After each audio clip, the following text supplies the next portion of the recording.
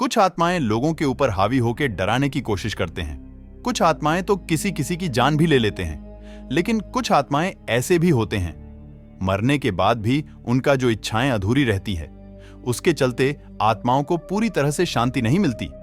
वो आत्माएं भटकते रहते हैं। उस इच्छाएं पूरी हो जाने से आत्मा शांति के साथ मुक्त हो जाते हैं और किसी का भी कोई नुकसान नहीं होने देते। ये कहानी भी इसके संबंधित है। ये कहानी भी ऐसी खौफनाक है जो किसी का भी रोंगटे खड़े कर देने की क्षमता रखती है। तो चलिए इस खौफनाक कहानी को शुरू करते हैं। राहुल एक बड़ा सा प्राइवेट कंपनी में जॉब करता है। उसका शादी भी हो चुका है। उनका एक 10 साल की बेटी है। उस बेटी का नाम कुनी है और राहुल का पत्नी का नाम मीना है। ये छोटे से परिवार मिलकर एक फ्लैट में किराए से रहते हैं। वहां का रूम थोड़ा छोटा छोटा था। उसके चलते राहुल कोई अच्छा सा घर ढूंढ रहा था। पिछले 1 महीने से घर की तलाश में है, लेकिन कोई भी घर का आता पता नहीं मिल रहा था। एक दिन राहुल के फोन में एक कॉल बजता है। ये कॉल राहुल का दोस्त का था। वो कहता है, यार राहुल, बड़ा मुश्किल से एक घर मिला है। घर की बात करें तो मुझे अच्छा लगा। बाहर से बस देखा, मुझे तो घर बड़ा लग रहा था। तू एक बार आज शाम को जाके देख लेना। मैं तुझे घर का ऑनर का नंबर मैसेज में सेंड कर दे रहा हूं। तू बात कर और घर का एड्रेस पूछ के चला जाना। राहुल, ठीक है यार, भेज जल्दी कह के कॉल रखते हुए मन ही मन में, चलो अच्छा हुआ, भगवान का लाख लाख शुक्र है, कहता है। राहुल का दोस्त मैसेज में भेजा हुआ नंबर को डायल करते बात करता है घर का ऑनर से। वहां का एड्रेस पूछ के शाम को अपने कार से निकल जाता है। घर का मालिक से मिलता है। राहुल को वो आदमी घर दिखाने के लिए ले जाते हैं। राहुल को वही घर देखने में बहुत अच्छा लगता है। बाहर से बड़ा लग रहा था। बाहर का गार्डन घर का सौंदर्य को और भी अधिक सौंदर्य बना रही थी। वो आदमी घर का लॉक खोल के भीतर ले जाता है और राहुल को भीतर का सारे कमरा दिखाता है। राहुल के नजर में एक कमरा दिखता है। उस कमरे के दरवाजा में एक बड़ा सा ताला लगा हुआ था। वो ताला में लाल धागा बांधा हुआ था। दरवाजा को देख के लग रहा था बहुत दिन से कोई खोला नहीं उस कमरे को। उसे देख राहुल को थोड़ा अजीब लगा। उसे देख कहता है, भाई साहब, वो वाली कमरा तो मुझे दिखाई नहीं, और वो ताला में क्यों लाल वाली धागा बांधा हुआ है? वो आदमी हकलाते हुए कहता है, अरे कुछ नहीं, वो कमरे के अंदर, उसके अंदर बेहद ही पुराना पुराना सामान पड़ा हुआ है और हमारे घर में एक छोटा बच्चा हुआ करता था, तो वो ताला में जो धागा बांधा हुआ है ना, वो हमारे बच्चे का हरकत है। बड़ा नटखट बच्चा है हमारा, और वो कमरे का चाबी भी नहीं है। छोड़ो, वो कमरे को खोल के कोई मतलब नहीं। बाकी सब कमरा तो अच्छा है और तुम्हारे परिवार के हिसाब से काफी कमरा है। वो कमरा को खोल के क्या करोगे, कहता है। राहुल को उस आदमी के बातों में थोड़ा शंका हो रही थी। उस आदमी का बात थोड़ा हजम नहीं हुई राहुल को। फिर भी राहुल उस चीज को इग्नोर करता है। राहुल वो आदमी से घर के रेट के बारे में बात करता है। वो आदमी के रेट से राहुल को ठीक ठाक लगता है। घर के हिसाब से रेट से बिल्कुल सहमत था। राहुल निश्चित होके कुछ पैसे एडवांस देके घर के कागजात के बारे में भी बात करता है। उसके बाद राहुल, ठीक है भाई साहब, कल हम लोग आके यहां साफ सफाई करेंगे और शिफ्टिंग का तैयारी करेंगे। इतना कह के राहुल अपना कार स्टार्ट करके घर की ओर लौटता है। उसके अगले सुबह से उस घर में शिफ्टिंग करना आरंभ कर देते हैं। वो घर मीना को भी पहली नजर में पसंद आ गया था। मीना घर का प्रशंसा करते सामान को अंदर कर रही थी। कुनी को भी वहां का गार्डन बेहद पसंद आती है। गार्डन का झूला, स्लाइडर और भी चीजें थीं। वहां खेलने कूदने का चीजें होने के चलते कुनी वही गार्डन में ज्यादा समय बिताती थी। उसे वहां खेलने में बेहद अच्छा लग रहा था। घर में सामान शिफ्ट करते 2 दिन बीत जाती है। घर में सब चीजें नॉर्मल बीत जाते हैं। दिन का तीसरा आ जाती है। उस दिन मीना घर के सारे कमरे में झाड़ू लगा रही थी। मीना के नजरों में भी वही कमरा दिखता है। जिस कमरे के दरवाजा में बड़ा सा ताला लगा हुआ था, उस ताले में लाल धागा बांधा हुआ था। उसे देख मीना राहुल को आवाज लगाती है। राहुल, क्या हुआ, कहते मीना के पास आता है। मीना उस कमरे को खोलने के लिए कहती है। राहुल कहता है, पर इस कमरे की चाबी मेरे पास नहीं है। घर का ओनर भी मुझे नहीं दिया। कहा कि मेरे पास नहीं है। मीना कहती है, तो क्या हुआ, ताला को तोड़ लो, देखते हैं ये कमरा कैसी है। इस कमरे का भी तो पैसे दिए हैं। राहुल कहता है, वो तो ठीक है मीना, पर इस कमरे में पुराना पुराना सामान है, गंदगी होगा। मुझे वो आदमी बोला, छोड़ो, इतना सारे कमरे तो है रहने के लिए, इस कमरे को खोल के क्या मतलब, कभी जरूरत पड़ेगा तो खोल लेंगे। राहुल इतना कहने पर भी मीना नहीं मानती। वो जिद करने लगती है। राहुल समझाते थक चुका था। उसके बाद राहुल एक हथौड़ा लाके आता है। उस ताले में जोर जोर से प्रहार करता है। कई बार प्रहार करने के चलते ताला धम से खुल जाता है। उस दरवाजा को खोलते ही अजीब सा चीज महकती है। उस कमरे के अंदर चारों तरफ ठंडक के साथ शांत भरी माहौल फैला हुआ था। इतना शांत भरी अनुभव था कि हर कदम का आवाजें चारों दीवारों में टकराते गूंज रही थीं। घर के मालिक के अनुसार पुरानी चीजें तो थीं ही, उसके साथ थोड़ा भयभीत वाली अनुभव भी हो रही थी। उस कमरे के अंदर पुरानी चेयर, पुरानी बेड, अलमारी, चारों तरफ पुरानी चीजें नजर आ रही थीं। उसके ऊपर धूल धूल नजर आ रहा था। अचानक से राहुल के फोन में कॉल आता है। उसके चलते राहुल वहां से साइड होके कॉल में बात करता है। मीना चारों तरफ नजर घुमा के देख रही है। राहुल कॉल रखते हुए कहता है, मीना, मेरे ऑफिस से जरूरी कॉल आया था, मुझे अभी बुला रहे हैं, मुझे तुरंत जाना होगा, तुम देखते रहो। अगर तुम्हें कमरा पसंद है तो इस कमरे को साफ सफाई कर लेना, नहीं तो अभी छोड़ो, मैं आने से दोनों मिलकर करेंगे। ऐसे कह के राहुल निकल जाता है। मीना इधर अकेले कमरे को नजर टिकाते चारों तरफ देख रही है। तभी मीना की नजर दीवार में टंगा हुआ एक तस्वीर पर पड़ती है। उस तस्वीर में एक सुंदर सी नारी थी। जैसे ही मीना उस तस्वीर के नजदीक कदम बढ़ाते हुए जाती है, वो तस्वीर अचानक नीचे गिर जाती है। उसके चलते मीना को झटका लगता है। तभी मीना नीचे झुकते हुए उस तस्वीर को हाथ से उठाती है और हाथ को थोड़ा सहला के पोंछ लेती है। वाकई ही वो तस्वीर बहुत सुंदर दिख रही थी। मीना उस तस्वीर को पकड़ के जिस जगह में टंगा हुआ था, फिर से वही जगह में टांग देती है। तभी अचानक कूनी की रोने की आवाज सुनाई देती है मीना को। उसके चलते मीना हड़बड़ी से उस कमरे का दरवाजा के कुंडी को लगाते दौड़ते हुए कूनी के पास चली जाती है। कूनी झूला से नीचे गिर के रो रही थी। मीना उसे उठा के चुप कराती है। जैसे तैसे दिन बीत जाती है। रात होने को आती है। उससे पहले राहुल घर आ चुका था और घर का शिफ्टिंग भी खत्म हो चुकी थी। खाना खाने का समय था तो सारे खाना वगैरह खाते हैं। खाना खत्म करते थोड़ा सा टीवी देखते हैं और टीवी को बंद करते बिस्तर में सोने के लिए चले जाते हैं। समय बीतते रात के 1 करीब बज जाते हैं। सब लोग गहरी नींद में जा चुके थे। तभी अचानक कोई कमरे से दरवाजा खटखटाने की आवाज सुनाई देती है मीना को। राहुल और कूनी के कानों में थोड़ा सा भी भनक तक नहीं होती। फिर से खटखटाने की आवाज आती है। मीना तुरंत उठ खड़ी होती है। अपना कमरे का दरवाजा खोलते दबे पांव बाहर पता करने के लिए जाती है। इधर उधर देखती है, कोई नहीं होता। चारों तरफ सन्नाटा होता है। उसके चलते मीना को थोड़ा अजीब लगता है। मीना वहां से अपने कमरे की तरफ लौट जा रही थी। तभी अचानक चूड़ी खनकने की आवाज मीना के कान तक पहुंचती है। वो आवाज से मीना फिर से बाहर निकल आती है। बाहर आके गौर करती है।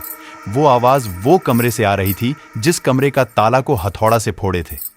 मीना दबे पांव उस कमरे के नजदीक जाती है। वाकई ही चूड़ी का आवाज वही कमरे से ही आ रही थी। मीना को सुनते थोड़ा घबराहट सी फील होती है। फिर भी मीना मुंह से आवाज निकालते कौन है कहती है। तभी चूड़ी का आवाज बंद हो जाती है। तभी अचानक उस कमरे से चीजें इधर से उधर खिसकने की आवाज सुनाई देती है मीना को। मीना घबराते राहुल को जगाने चली जाती है। राहुल नींद में रहता है। वो कहता है, क्या हुआ, इतना रात को क्यों जगा रही हो? कौन हो सकता है उस कमरे में? कोई चूहा या बिल्ली होगा, छोड़ो सो जाओ। इतना कहने पर भी मीना नहीं मानती। उसके चलते राहुल को बिस्तर से उठना ही पड़ता है। राहुल मीना के साथ उस कमरे के करीब जाता है। सब कुछ अब शांत नजर आ रहा था। मीना एक टॉर्च लाके आती है। दोनों उस कमरे का दरवाजा खोलते अंदर चले जाते हैं। अंदर का सारी चीजें नॉर्मल रहता है। राहुल कहता है, क्या यार, क्यों पागल जैसे हरकत कर रहे हो? कोई दिखा क्या कमरे के अंदर? बेमतलब नींद हराम कर रहे हो? तभी मीना की नजर उस तस्वीर पर पड़ती है। उसे देख मीना दंग रह जाती है। उस तस्वीर में अब कोई नारी नहीं थी। उस तस्वीर में एक नॉर्मल सा कोरा पन्ना लगा हुआ दिख रहा था। मीना उस तस्वीर के बारे में राहुल को बताती है। ए जी सुनो, वो तस्वीर में दोपहर को मैं एक सुंदर सी औरत देखी थी। मेरी यकीन करो, पता नहीं अब कैसे वो औरत गायब हो गई। राहुल मीना के बातों से सहमत नहीं था। कहता है, क्या बकवास करे जा रहे हो? ऐसे भी होता है क्या? तुम्हारा दिमाग खराब हो चुका लगता है। चलो सो जाओ, कह के कमरे से बाहर निकल आता है। मीना भी वहां से बाहर निकल आती है। वहां का दरवाजा को बंद करते बिस्तर में सोने चलते हैं। उस रात मीना गहरी सोच में डूब जाती है। उस तस्वीर के बारे में सोचते परेशान हो रही थी। उस रात जैसे तैसे बीत जाती है और सुबह हो जाती है। सुबह के 7 बज रही थी। उस समय मीना किचन में नाश्ते तैयार करने में व्यस्त थीं। तभी कूनी आती है। वो कहती है, मां, मुझे नाश्ता जल्दी दो, मुझे खेलने जाना है। तभी मीना कहती है, ठीक है कुन्नी बेटी, दे रही हूं, बस थोड़ा सा रुक जा, नाश्ता होने दे। कूनी कहती है, मां थोड़ा जल्दी करो, गार्डन में वो आंटी जी मेरी इंतजार कर रही होगी, कल मुझे बोली थी सुबह आऊंगी बोल के। मीना को थोड़ा ये बात हजम नहीं होती। मीना पूछती है, कौन सी आंटी? मैं तो कभी नहीं देखी तेरी आंटी जी को। कूनी कहती है, मां वो हर रोज आती है मेरे साथ, गार्डन में खेलती है, मुझे झूला में बैठा के झुलाती है। मीना इस बात पे आश्चर्य हो जाती है। कूनी का बात मीना को सोचने में परेशान कर देती है। मीना अपने मन में, क्या ये सच बोल रही है? ऐसे कैसे हो सकता है? मैं तो कोई भी औरत को कूनी के साथ नहीं देखी। मीना कूनी से कहती है, ठीक है बेटा, आज तेरी आंटी जी से मिलवाना, उनसे कहना कि मेरी मम्मी आपसे मिलना चाहती है। कूनी, ठीक है मां कहती है। कूनी नाश्ता करके गार्डन में खेलने चली जाती है। राहुल बाथरूम से नहा धो के बाहर आ रहा था। तभी मीना वही सवाल राहुल से पूछती है, ए जी सुनो, कभी कूनी के साथ कोई औरत को देखे हो क्या आप? राहुल कहता है, नहीं तो। क्यों, क्या हुआ? मीना कहती है, हमारी कूनी कह रही थी एक आंटी जी हमारे गार्डन में मेरे साथ हर रोज खेलती है। तभी राहुल कहता है, हो सकता है, मैं तो घर में ज्यादातर रहता नहीं हूं, ऑफिस में रहता हूं, मुझे क्या पता, तुम यहां रहते हो, तुम्हें पता होना चाहिए, छोड़ो मुझे नाश्ता दो, मुझे लेट हो रहा है। राहुल नाश्ता करते ऑफिस निकल जाता है। मीना किचन में खाना बना रही थी। तभी मीना को ऐसा लगा मानो कि अचानक किचन के सामने वाली खिड़की से कोई होके गुजरा। मीना उसे पता करने के लिए हड़बड़ी से किचन के बाहर आती है, पर कोई नहीं होता। मीना को अजीब लगता है। तभी मीना के नजर गार्डन में खेलती कूनी पर पड़ती है। कूनी किसी से बात कर रही थी। मीना कूनी के इर्द गिर्द देखती है, पर उसके करीब कोई नहीं दिखता मीना को। मीना को थोड़ा घबराहट सी होती है। मीना तुरंत कूनी के पास दौड़ चली जाती है। कूनी का हाथ पकड़ते उसे किचन में ले आती है। तभी कूनी कहती है, क्या हुआ माँ, मुझे क्यों लाए, मुझे खेलने दो, वो आंटी बहुत अच्छी है माँ, वो देखो मुझे देख के बुला रही है। मीना कूनी का बात सुनते शॉक हो जाती है। मीना कहती है, कहाँ है तेरी आंटी, दिखा मुझे। कूनी इशारा करते हुए दिखा देती है, वहां देखो माँ झूला में आंटी जी झूल रही हैं। कूनी के अनुसार बाके ही झूला हिलने लगता है, मानो जैसे कोई उस झूला में बैठ के झूल रहा हो। उस दृश्य को देख मीना की आंखें फटी की फटी रह जाती है। वो दृश्य इतना अजीब था कि मीना अपने आंखों पर यकीन नहीं कर पाती। तभी अचानक वो झूला हिलना बंद हो जाती है। कूनी कहती है, माँ वो आंटी हमारे इधर आ रही हैं, लगता है आपसे मिलने आ रही है। कूनी का बात सुनते मीना और भी घबराने लगती है। मीना का शरीर कांपने लगती है। अचानक किचन का चीजें हिलने लगती हैं, मानो कोई भूकंप आया हो। इस दृश्य को देख मीना का सांसें और भी तेज हो जाती है। थोड़ी देर बाद सारे चीजें नॉर्मल हो जाती हैं। मीना को बेहद डर लग रहा था। अपने मन में कुछ तो गड़बड़ है, इस घर में कुछ तो होगा, लेकिन पता नहीं क्या है और क्यों ऐसे चीजें हो रही हैं। मीना के मन बेहद बेचैन हो रही थी। उसके चलते राहुल को कॉल लगाती है। राहुल को मीना वही बात बताती है। राहुल मीना का बात सुनते चिड़चिड़ा जाता है। कहता है, क्या बकवास कर रहे हो मीना, 2 दिन से पता नहीं तुम्हें क्या हो गया, अजीब अजीब बात कर रहे हो, जैसे बोल रहे हो कोई भूत देख लिया हो। रुको शाम को आता हूं।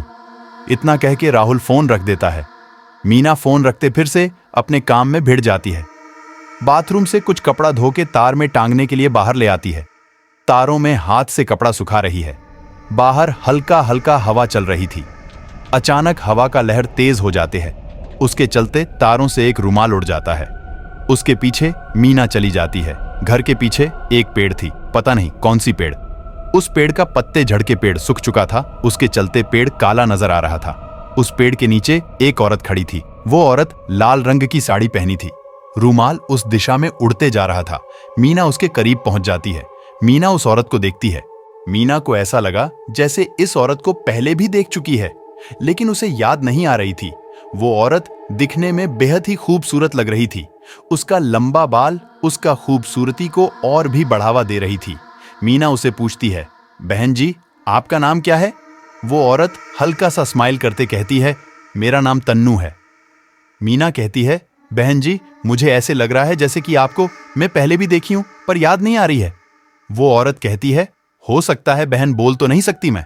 और कहती है, बहन जी, आपसे एक सहायता चाहिए थी। अब से विनती है, आप इनकार मत करना। मीना हल्का मुस्कुराते कहती है, कैसी सहायता बोलिए तो सही। वो औरत कहती है, लेकिन डरना मत बहन जी। उस बात पे मीना और भी मुस्कुराती है, कहती है, बोलिए तो ऐसी कौन सी बात है जो डर जाऊंगी मैं। तभी वो औरत बोलना आरंभ करती है, मेरा पति का नाम पंकज है। पहले हम एक दूसरे से बहुत चाहते थे। कुछ महीने बाद हम लोग शादी कर लेते हैं। शादी से पहले मेरे पति बेहद अच्छा था, मेरी हर बात सुनता था, मेरी कदर करता था, मेरी हर ख्वाहिश पूरा करता था। लेकिन जब से शादी होती है, शादी होते 2 से 3 महीने बीत जाती है, उसके बाद पंकज बदल जाता है। मेरी हर बात पे चिड़चिड़ा जाता था, हर दिन हमारा झगड़ा होती थी। पंकज मेरी कदर करना भी छोड़ चुका था। उसके चलते मुझे पंकज पर शक होने लगी। मुझे ऐसे लग रहा था कि पंकज अब किसी और को समय दे रहा है। मेरा शक और भी बढ़ने लगी। मुझे जानना था, आखिर क्यों पंकज अब पहले जैसे नहीं है। उस चीज को जानने के लिए मैं पीछा की उसका। आखिर एक दिन सच का पता चला। वो अंदाज सच साबित हुआ। पंकज अब कोई दूसरा नारी के साथ समय बिता रहा था। पंकज घर आने से मैं उस चीज के बारे में पूछती हूं, वो मेरे से झगड़ा करने लगता है। तभी मैं क्रोधित होकर बोली, मैं तुम्हें पुलिस कंप्लेन करूंगी, तुम मुझे धोखा दिए, मेरा गलत इस्तेमाल किए। इतना बोलने से पंकज मेरे ऊपर क्रोधित हो जाता है, मेरे ऊपर झपटता है, मेरी गर्दन पकड़ते मुझे जान से मार देता है। इतना सुन के मीना का होश उड़ जाती है, पैरों तले जमीन निकल जाती है, शरीर से पसीना बहने लगते हैं। मीना हकलाते हुए बोलती है, क्या तुम मर चुके हो? वो औरत कहती है, जी बहन जी, लेकिन डरो मत, मैं आपको कोई नुकसान नहीं करूंगी। बस मेरी आत्मा को मुक्ति दिलाओ, मुझे शांति करो। वो पंकज पापी को सजा दो, उसे दंडित करो। जिस घर में आप लोग अभी हो ना, वो घर हमारा था, जो कि पंकज आपको बेच दिया। ये बात सुन के मीना को वो तस्वीर का याद आती है। वो तस्वीर तन्नू की थी, जो कि एक भटकती आत्मा अभी उसके नजदीक है। मीना कहती है, वो तो ठीक है, लेकिन सजा कैसे देंगे? अगर पुलिस को इस चीज के बारे में बताएं तो ये मनगढ़ंत कहानी बोलेंगे, यकीन नहीं करेंगे। और मेरे पति तो ऐसी चीजों में यकीन करते भी नहीं। अब आप ही इस चीज का हल बताइए, उन्हें कैसे यकीन दिलाएं? तभी वो आत्मा कहती है, बहन जी, सामने से थोड़ा हटिए जरा। मीना हट जाती है। तभी आत्मा इशारा करते हुए कहती है, आप पहले जिस जगह में खड़े थे ना, उस जगह के मिट्टी के अंदर मेरी कब्र है। पंकज, मुझे मार के किसी को पता ना चले बोल के उस रात को ही इसमें मुझे दफना दिया। अगर किसी को यकीन नहीं होता तो ये सबूत है। और कहती है, आपसे निवेदन है कि उसे पुलिस का हवाले करो, उससे सजा होना चाहिए, वरना ऐसे लोग कभी सुधरेंगे नहीं और इस चीज के बारे में एक राज बन के रह जाएगा। तभी मीना, ठीक है, मैं आपकी आत्मा को मुक्ति दिलाऊंगी, उसे सजा देकर। यह सुनकर वो आत्मा शुक्रिया कहते अचानक गायब हो जाती है। मीना वहां से घर आ जाती है। वो चीज को याद करते अभी भी सीना जोरों से धड़क रही थी। कुछ समय बाद राहुल घर लौटता है। मीना उसे वो किस्सा के बारे में खुलासा करती है। राहुल उस चीज को यकीन नहीं करता। मीना उसे समझाने की बेहद प्रयास करती है, किंतु राहुल मीना के बातों को नजरअंदाज कर रहा था। उसके चलते मीना उस पेड़ के करीब ले जाती है, पेड़ के नीचे खोदने के लिए कहती है। कुछ ऊपरी हिस्से वाली मिट्टी हटने से वाकई ही इंसानों का कंकाल नजर आती है। उसे देख राहुल हाँफने लगता है, पूरा शॉक हो जाता है। राहुल जल्दी जल्दी उसके ऊपर मिट्टी को ढक देता है। दोनों वहां से घर चले आते हैं। रात भर सोचते दोनों का नींद उड़ जाती है। सुबह हो जाती है। राहुल और मीना पुलिस स्टेशन निकल पड़ते हैं। पुलिस को वही बात का खुलासा करते हैं। मीना के अनुसार पुलिस उस बात को यकीन नहीं करते। पुलिस मजाक में लेके हंसने लगते हैं। उन्हें एक मनगढ़ंत कहानी लगता है। मीना और राहुल पुलिस को यकीन दिलाने की बेहद प्रयास करते हैं, लेकिन पुलिस सबूत की मांग करते हैं। सबूत ना होने के चलते राहुल और मीना पुलिस को अपने घर चलने की रिक्वेस्ट करते हैं। तभी पुलिस उनके घर जाते हैं। घर के उस कमरे का तलाश करते हैं। राहुल और मीना वहीं कब्र को खोद के उन्हें सबूत दिखाते हैं। पुलिस उस चीजों को देख दंग रह जाते हैं। अब पुलिस को भी यकीन हो जाता है। सबूत मिलने के चलते वही दुष्ट पंकज को गिरफ्तार कर हवालत की हवा खिलाते हैं।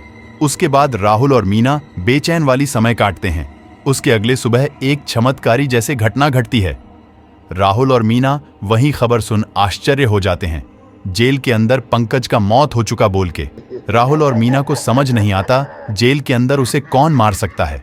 वो आत्महत्या भी तो नहीं कर सकता। ये सवाल दोनों के दिमाग को विचलित कर रही थी। कुछ समय बाद मीना वहीं सूखी पेड़ के नीचे वही औरत को देखती है। मीना उसके करीब जाती है। वो आत्मा से वही सवाल करती है। वो आत्मा कहती है, पंकज का मौत का कारण मैं ही हूं, मैं ही उसका जान ली। तभी मीना कुछ प्रश्न करती है। कहती है, जब उसे मारना ही था तो उसे जेल क्यों भेजवाया? उसे पहले ही मार सकते थे। तभी वो आत्मा हंसते हुए कहती है, सुनो, अगर पहले ही उसका जान लेती तो किसी को पता नहीं चलता मेरे साथ अन्याय हुआ है। ये अन्याय एक राज बन के छिपा रहता, इसलिए मुझे ऐसे करनी पड़ी। उस बात को सुन मीना को समझ आ जाता है। आत्मा मीना को कहती है, शुक्रिया बहन, आज मुझे तुम्हारे कारण मुक्ति मिली। ये एहसान मैं कभी नहीं भूलूंगी, हमेशा आभारी रहूंगी। इतना कह के वो आत्मा गायब हो जाती है। दोस्तों, ये थी आज की दिल दहला देने वाली कहानी। आपको इस कहानी से मनोरंजन मिली हो तो एक लाइक कर दें और कमेंट में भी अपना राय जरूर बताएं। और भी ऐसी कहानी के लिए हमें सब्सक्राइब करें। अगर आपके पास ऐसी कहानियां हैं तो हमें इंस्टाग्राम में शेयर करें, हम इस चैनल में अपलोड करेंगे। धन्यवाद।